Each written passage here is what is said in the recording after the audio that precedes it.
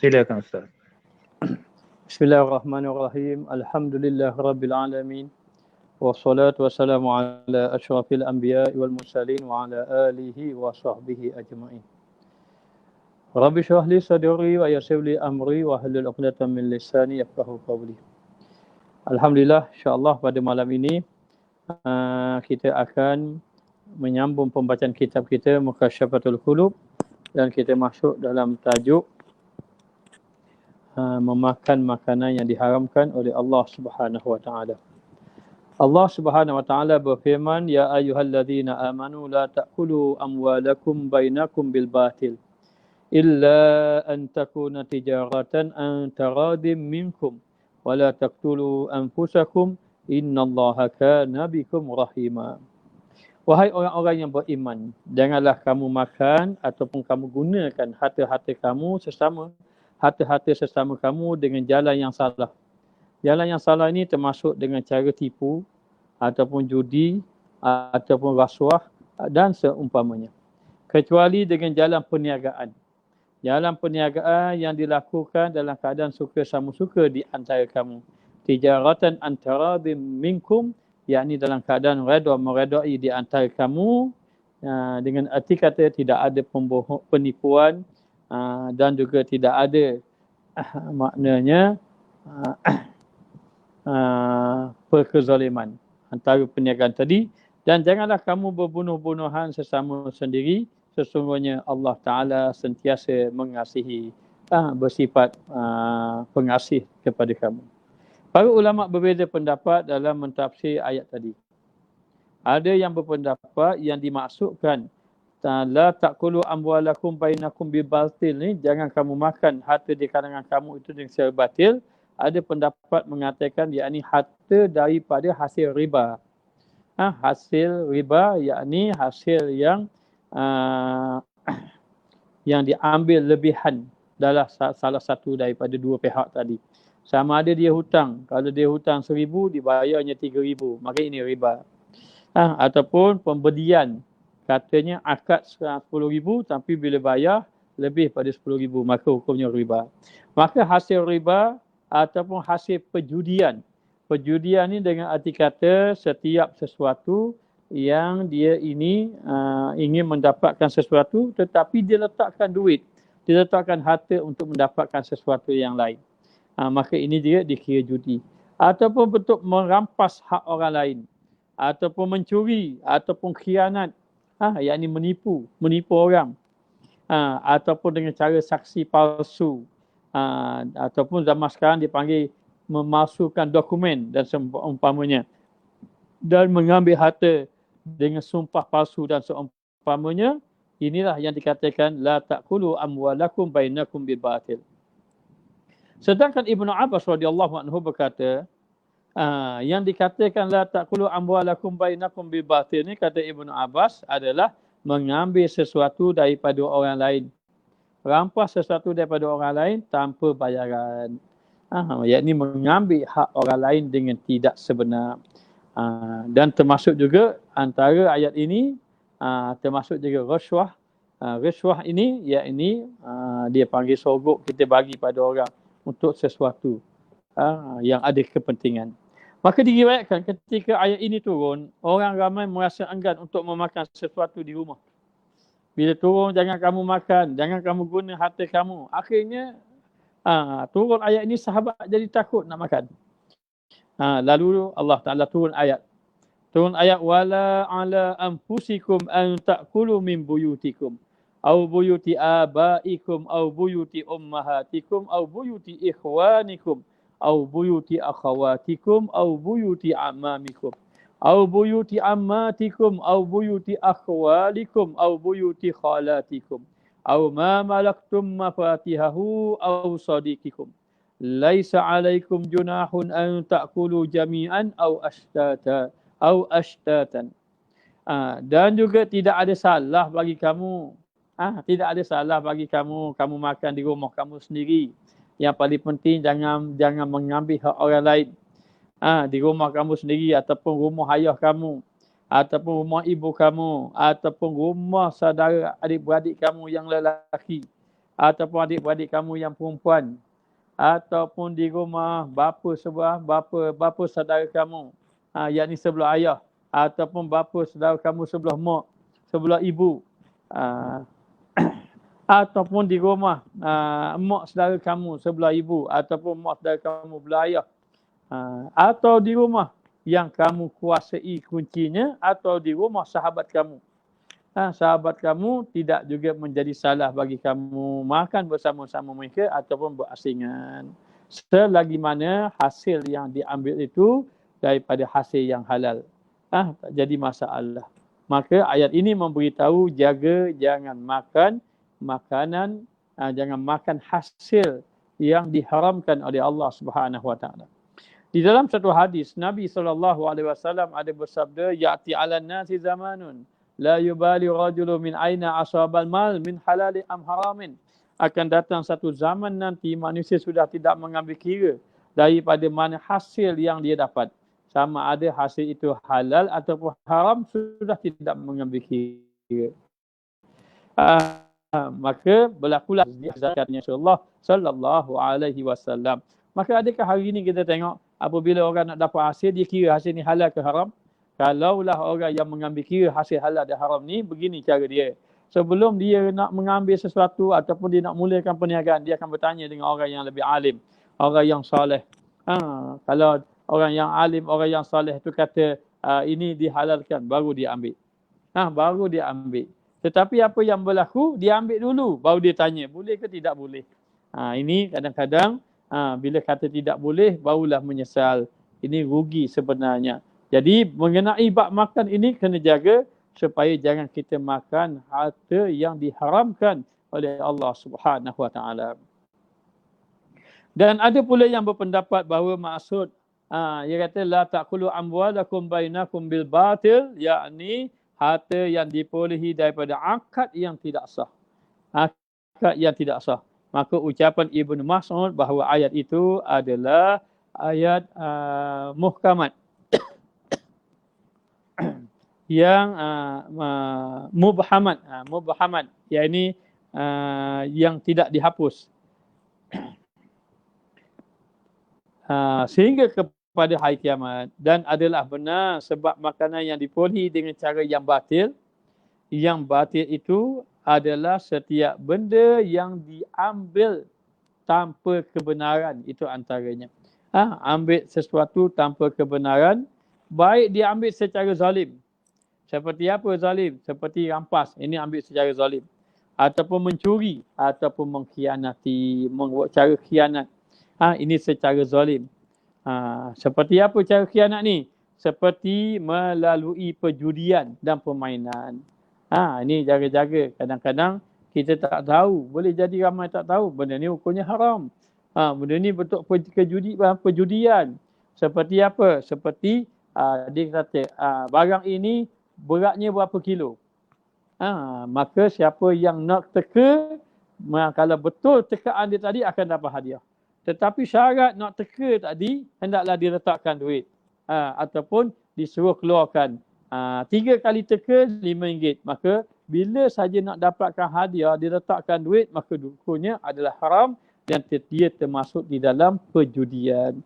Maka mengambil hasil daripada perjudian itu, ini hasil yang diharamkan oleh Allah Subhanahu Wa Taala.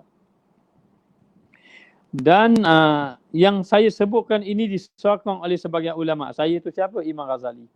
Imam Ghazali kata yang dimaksudkan ini adalah dengan cara rampas, curi, khianat, pengkhianatan seperti perjudian dan permainan. Maka ini dikira akad yang tidak sah. Dan katanya Imam Ghazali, kenyataan ini, pendapat ini adalah disokong oleh sebahagian daripada ulama-ulama. Dan mengatakan bahawa ada juga mengatakan ayat ini meliputi yang cenderung kepada kebatilan adalah wala taqulu amwalakum bil batil, jangan kamu ambil harta orang dengan secara batil, yakni mengambil harta orang yang orang itu ada ambil hasil yang diharamkan oleh Allah. Kalau kita tahu dia ni jual bermain judi, lepas tu kita ambil hasil judi dia, itu pun termasuk dalam hasil yang batil. Kalau kita mengetahui bahawa orang ini hasil yang diharamkan oleh Allah. Dan termasuk juga dengan membelanjakan harta dalam perkara-perkara yang diharamkan oleh Allah Subhanahu wa taala, illa an takuna tijaratan, kecuali seseorang itu yang terlibat di dalam perniagaan.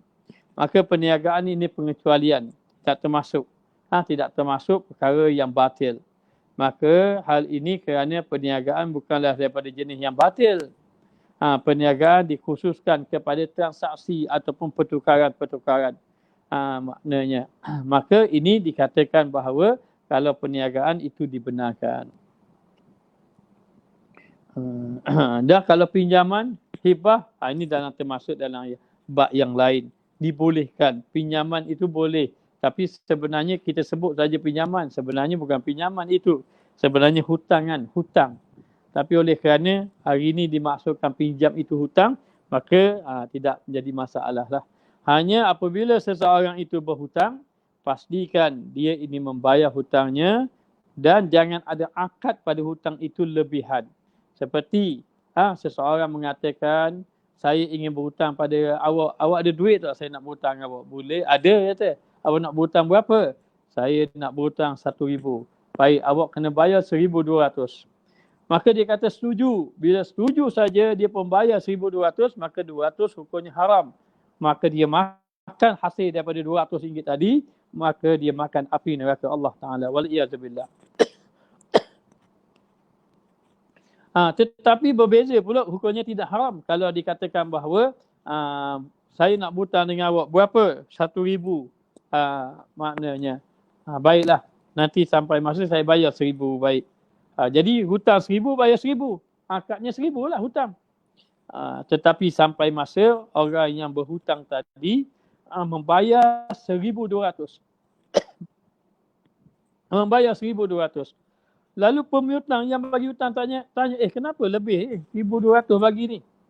Dia kata tak apalah, kebetulan saya dapat duit banyak. Maknanya perniagaan saya daripada saya pinjam duit awak tu, jadi saya berniaga untung. Jadi saya nak ucap terima kasih masa awak tolong saya bagi awak lebih sikit, 1,200. Ada akad dah di situ? Tidak ada akad. Maka dibayar 1,200, 200 tadi halal hukumnya, tidak menjadi masalah. Tetapi kalau ada akad, awak kena bayar 1,200. Maka 200 tadi hukumnya riba, hukumnya diharamkan oleh Allah Subhanahu Wa Taala. Jadi bila berniaga, pasti perniagaan tadi dalam keadaan tijaratan antara minkum. Hendaklah perniagaan itu di antaranya kamu meredai di antara satu sama lain. Apa maksudnya? Maksudnya perniagaan tadi dengan perniagaan yang tulus, ada sifat tolong-menolong dan tidak ada pengkhianatan, tidak ada penipuan. Tidak ada penipuan. Maka inilah perniagaan yang dibenarkan. Maka dia tidak termasuk mengambil harta yang diharamkan oleh Allah Subhanahu Wa Taala. Hendaklah berdasarkan ketulusan hati, berdasarkan hal-hal yang telah disyariatkan. Pengkhususan boleh untuk makan dalam hal ini tidak merupakan syarat, melainkan kerana besarnya aspek manfaat dengan batasan. Innal ladina ya'kuluna amwalal yatama. Boleh makan. Tapi jaga-jaga dalam makan ini ada satu lagi yang dilarang. Dalam ayat yang lain Allah Ta'ala berfirman, innal ladhina ya'kuluna amwalal yatama zulman innama ya'kuluna fi butunihim nara wa sayaslawna sa'ira. Sesungguhnya orang-orang yang memakan harta anak-anak yatim, dia ambil harta anak yatim secara zalim. Orang bagi amanah dia suruh bagi pada anak yatim, dia guna untuk diri dia. Sedangkan harta tu harta anak yatim, maka sebenarnya yang dia makan itu adalah makan api neraka Allah Subhanahu Wa Taala. Wa sayaslawna sa'ira. Wa sayaslawna sa'ira, maka Allah Taala sediakan api neraka yang menyala-nyala. Maka ini nak memberitahu bahawa jaga kalau nak makan, ingat ada makan dilarang, iaitu makan harta anak yatim. Makan harta anak yatim. Jadi bila dalam makan harta anak yatim ini, di antara perkara yang amat besar kesalahannya di sisi Allah Subhanahu Wa Taala. Maka tentang hal ini memang banyaklah dalil daripada hadis-hadis Nabi. Maka ini antaranya dalil tentang tidak boleh makan perkara yang diharamkan oleh Allah, dalil mengenai makan hati anak yatim. Ini banyak sebenarnya dari hadis-hadis terutamanya, tapi kata Imam Ghazali sekadar ini saja cukup supaya kita memahami jangan mengambil harta yang diharamkan oleh Allah Subhanahu wa taala. Al-Imam Muslim dan lain-lain meriwayatkan hadis daripada Abu Hurairah radhiyallahu anhu bahawa Nabi Muhammad sallallahu alaihi wasallam bersabda, Allah Subhanahu wa taala itu maha baik. Innallaha tayyibun. Allah taala itu maha baik. Dan Allah taala tidak menerima maknanya kecuali yang baik. La yaqbalullah illa tayyiban. Allah taala tidak menerima kecuali Allah terima yang baik-baik. Jadi harta yang buruk macam mana nak jadi baik? Maka tidak akan dapat pahala kalau dia ini infak harta yang diharamkan oleh Allah Subhanahu wa taala. Ada orang kata ini hasil riba Ustaz, saya kena infak fisabilillah. Kalau kamu infak harta yang diharamkan oleh Allah, maka harta itu tidak mendatangkan pahala kepada kamu. Maknanya.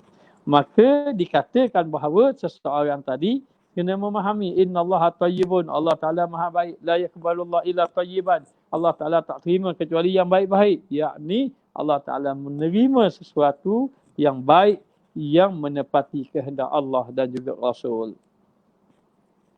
Allah Subhanahu wa taala memerintahkan kepada orang yang beriman sebagaimana yang diperintahkan kepada para rasul. Firman Allah Taala, ya ayyuhal rusul kulu minat tayyibati wa'malu salihan. Wahai Rasul, wahai para Rasul, kulu minat tayyibat, makanlah makanan yang baik-baik. Wa'malu salihan, maka kerjakanlah perkara yang baik. Makan makanan yang baik-baik, yakni jangan makan makanan yang diharamkan oleh Allah. Jangan makan makanan yang hasil daripada yang diharamkan oleh Allah. Jangan makan makanan yang ada kecemaran, ada racun. Maknanya contohnya ada perkara yang membau mudarat. Tapi makanlah makanan yang baik-baik. Kalau binatang-binatang yang sudah disembelih mengikut syarak. Maka Allah Ta'ala perintah kepada Rasul. Adakah kepada Rasul sahaja? Tidak. Bukan kepada Rasul sahaja. Bahkan kepada umat-umat Rasul. Kepada kita semua. Walaupun Allah Ta'ala memerintah pada ayat dia, ya ayyuhar Rasul, wahai para Rasul. Sebenarnya Allah memerintahkan Rasul itu diperintahkan juga kepada orang-orang yang beriman kepada Allah Subhanahu wa taala. Firman Allah Taala, ya ayyuhalladzina amanu kulu min tayyibati ma razaqnakum washkuru lillah in kuntum iyyahu ta'budun. Wahai orang-orang yang beriman, makanlah daripada benda-benda yang baik, yakni makanlah daripada hasil-hasil yang halal yang telah kami berikan kepada kamu. Dan bersyukurlah kepada Allah. Bila mana dapat hasil, bila mana dapat rezeki daripada Allah, washkuru lillah. Maka bersyukurlah kepada Allah Subhanahu wa taala. In kuntum iyyahu ta'budun, jika betul kamu ini beribadah kepada Allah Subhanahu wa taala. Jika betul kamu ini menyembah Allah Subhanahu wa taala. Maka kita kena bersyukur kepada Allah. Bersyukur dengan lidah memuji Allah. Alhamdulillah. Maknanya bersyukur dengan anggota, menggunakan anggota kepada kebaikan. Bersyukur dengan hati, menyedari bahawa segala nikmat itu semuanya datang daripada Allah Subhanahu wa taala. Rasulullah sallallahu alaihi wasallam telah bersabda, seseorang telah melakukan perjalanan panjang sampai dikatakan badannya lusuh sampai berdebu. Kemudian dia mengangkat tangan ke langit berdoa. Allahumma, ya Allah, ya Allah, ya Allah. Lalu sahabat pun tengok keadaan dia. Sahabat kata, ya Rasulullah, orang ni dah lama dah berdoa tapi keadaan dia begitu saja. Lalu Rasulullah mengatakan, bagaimana doanya nak makbul? Mat'amuhul haramun. Wa mashrabuhu haramun wa malbasuhu haramun fa anna yustajaba lahu. Maka dikatakan bagaimana Allah Taala nak kabulkan doanya sedangkan dia makan makanan yang diharamkan oleh Allah. Dia minum minuman yang diharamkan oleh Allah. Dia pakai pakaian yang diharamkan oleh Allah Subhanahu wa taala. makan makanan yang haram itu ada dua. Satu, makanan itu, ain itu, makanan itu sendiri haram. Itu boleh jadi. Ataupun yang kedua, makanan itu halal. Makanan itu tidak memberi mudarat. Makanan itu makanan yang bersih. Tetapi hasil pendapatan yang diharamkan oleh Allah Subhanahu wa ta'ala. Bila seseorang itu makan makanan yang diharamkan oleh Allah, bila seseorang itu makan, pakai pakaian, minum daripada perkara yang diharamkan oleh Allah, maka doanya tidak akan diangkat. Fa'anna yustajaba lahu. Rasulullah mengatakan bagaimana doanya nak dikabulkan sedangkan makanan dia, minuman dia dan juga pakaiannya diharamkan oleh Allah Subhanahu wa ta'ala. Maka demikianlah kita hari ini jaga-jaga. Kena pastikan jangan ada perkara yang diharamkan. Kalau obat, pastikan obat itu jangan ada obat daripada unsur yang diharamkan. Kalau ada obat unsur yang diharamkan oleh Allah, maka tidak boleh kita ambilnya kecuali darurat sahaja. Dan pastikan darurat dalam keadaan benar-benar darurat.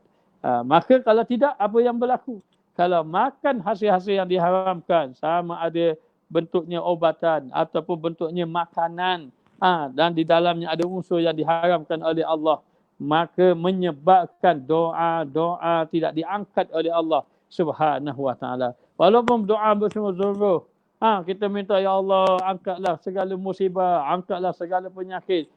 Tapi kalau makan hasil yang diharamkan oleh Allah, maka doa tidak akan diangkat. Al-Imam Tabarani meriwayatkan hadis dengan sanad hasan bahawa Rasulullah SAW bersabda, mencari barang yang halal, talabul halali, maknanya faridatul, mencari perkara yang halal. Itu adalah hukumnya wajib fardu ain. Wajib setelah fardu-fardu yang lain. Jadi kita mencari yang halal ini wajib. Wajib kita mencari yang halal. Apa dia? Mencari makanan. Makanan itu pasti hasil yang halal. Termasuk makanan minuman lah. Makanan dan minuman. Hasil yang halal. Selain daripada itu, kita juga mencari apa dia ni? Pakaian kita ke kenderaan kita, pastikan yang halal. Yang halal.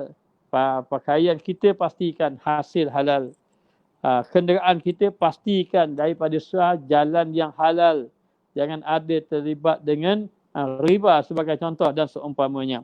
Maka halal itu wajib kita mencarinya.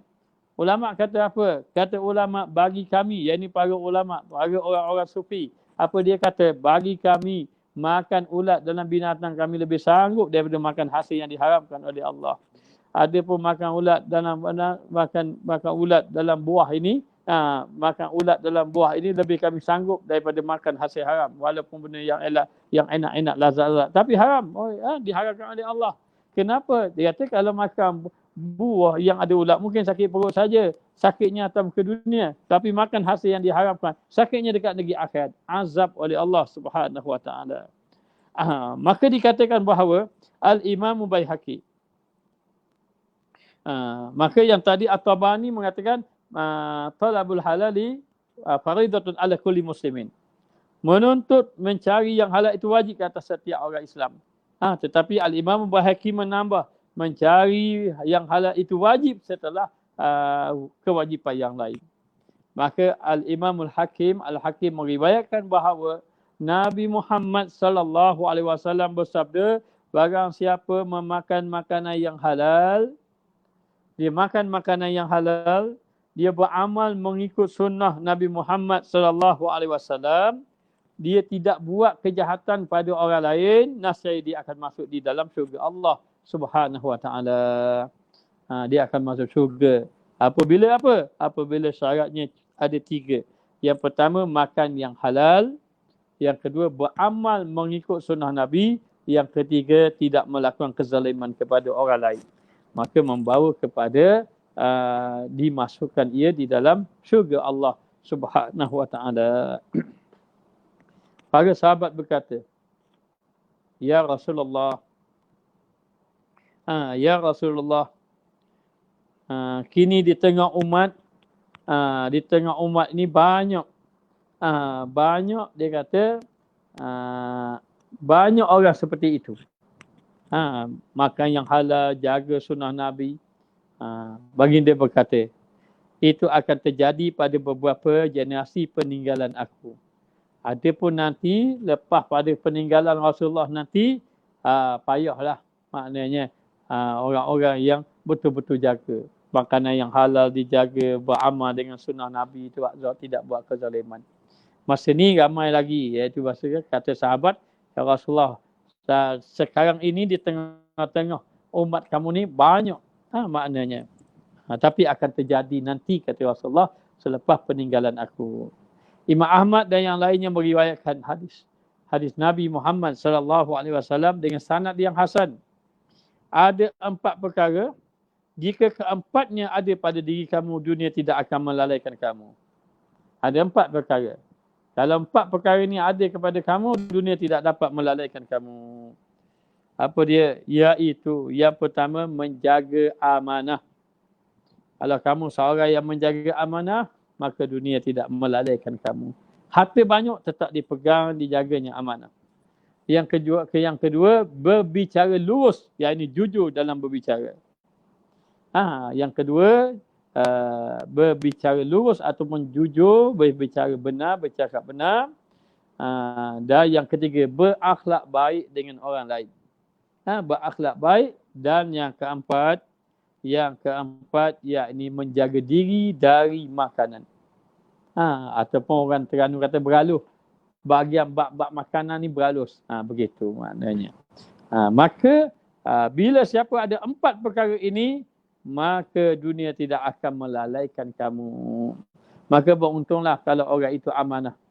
Kalau kita rasa kita tak mampu, tak boleh nak pegang amanah, jangan kita pegang amanah. Orang lantik saya jadi bendahari, saya tak mampulah, saya tak sanggup nak jadi bendahari. Saya tak sanggup. Maka tarik diri, ganti orang lain. Itu lebih baik. Orang nak lantik je jadi pemimpin. Dia kata, saya minta maaf, saya tidak mau jadi pemimpin. Kenapa? Saya tak boleh nak, saya tak sanggup, saya tak mampu nak menanggung pikul jadi pemimpin. Itu lebih baik. Maknanya. Tetapi kalaulah katakan diberi juga amanah, beri amanah, pikul amanah dengan sebaik-baiknya. Dan bercakap dengan percakapan yang benar, dalam waktu yang sama, hendaklah dia bergaul dengan pergaulan yang baik dan menjaga makan minumnya daripada memakan makanan yang diharamkan oleh Allah Subhanahu Wa Taala. Al-Imam Tabarani meriwayatkan bahawa Rasulullah SAW bersabda, berbahagialah orang yang baik pekerjaannya. Berbahagialah orang yang baik pekerjaannya, yakni orang yang lurus niatnya. Baik pekerjaannya, niatnya lurus, mulia penampilannya, dan keburukannya tersembunyi daripada manusia. Berbahagialah orang yang mengamalkan ilmunya, dan menginfakkan kelebihan hartanya, dan menahan daripada berlebih-lebih dalam ucapan. Ini di antara sifat-sifat yang Nabi kata orang ini bahagia. Baik pekerjaannya, lurus percakapannya, luhur niatnya, mulia penampilan dia, dan mengamalkan ilmunya, menginfakkan harta yang lebihnya, dan menahan diri daripada bercakap yang berlebih-lebihan. Imam Ahmad meriwayatkan hadis daripada Ibnu Umar bahawa Nabi Muhammad SAW bersabda, barang siapa membeli baju berharga 100 dirham, sementara ada 1 dirham saja yang diperolehi daripada jalan haram. Maknanya 100 dirham, 99 dirham itu halal. 1 dirham aja maknanya hasil yang diharamkan. Maka dia pun beli pakaian tadi. Dia pun semayang dengan pakaian yang 100 dirham tadi. 99 dirham halal, 1 dirham haram. Allah tidak terima ibadat solat dia. Ibadat sembahyang dia Allah Ta'ala tak terima. Apabila dia ini maknanya menggunakan dengan hasil yang diharamkan oleh Allah. Maka Imam Ahmad juga meriwayatkan bahawa Nabi Muhammad SAW bersabda, demi zat yang diriku ada di dalam kekuasaannya, hendaklah siapa pun daripada kamu yang membawa tali miliknya, lalu membawanya ke gunung dan mencari kayu bakar, Atau kita panggil kayu api lah. Kayu api. Kemudian kembali dengan memikul kayu api di atas bahunya. Selanjutnya dengan itu ia pun boleh makan. Dia ambil hasil yang halal. Siapa yang daripada kamu bawa tali. Naik gunung bawa tali ni. Buat apa naik gunung? Cari kayu api. Siap kayu api, ikat-ikat, pikul atas belakang dia. Pikul atas belakang dia. Kemudian jual kayu api tadi. Ataupun dia ambil upah, ambil kayu api tadi. Lalu dia makan hasil tu. Hal ini lebih baik daripada orang yang memasukkan ke dalam dirinya apa-apa yang diharamkan oleh Allah. Biarlah maknanya bersusah payah dia. Masuk dalam hutan, naik atas gunung, atas bukit, cari pokok. Tebang pokok, cari kayu api. Ambil upah. Mungkin ambil upah pun tak mahal. Kalau orang bayar tak mahal ke. Ataupun susah nak dapat. Walaupun keadaan macam itu lebih baik daripada mengambil hasil yang diharamkan oleh Allah Subhanahu Wa Taala dalam keadaan mudah. Kadang-kadang benda haram ni mudah nak dapat. Maknanya benda halal ni payah kena berniaga kena gini. Tipu orang senang saja. Tapi ingat yang haram itu membawa kepada kebinasaan, membawa kepada azab. Maka jagalah bila makan hasil yang halal, hati bercahaya.